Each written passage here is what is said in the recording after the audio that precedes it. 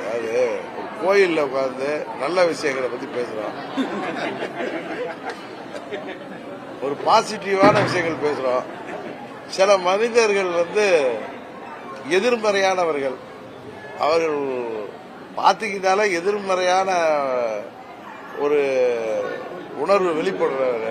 ஒரு நல்ல கோயில்ல, அந்த பால் தாயம்மாள் கோயில்ல, அது மனிதர்கள் இல்லாத ஒரு அரக்கத்தனமான ஜென்மங்களை பத்தி பேச வேண்டிய அவசியம் இல்லை.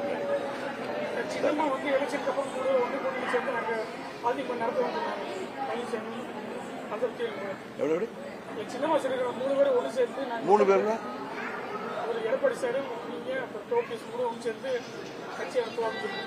அது அவங்களுடைய ஆசையை அவங்க சொல்றாங்க. சில திருந்தாத ஜென்மங்கள் சுயநலவாதிகள் இருக்கிறப்போ இதெல்லாம் எப்படி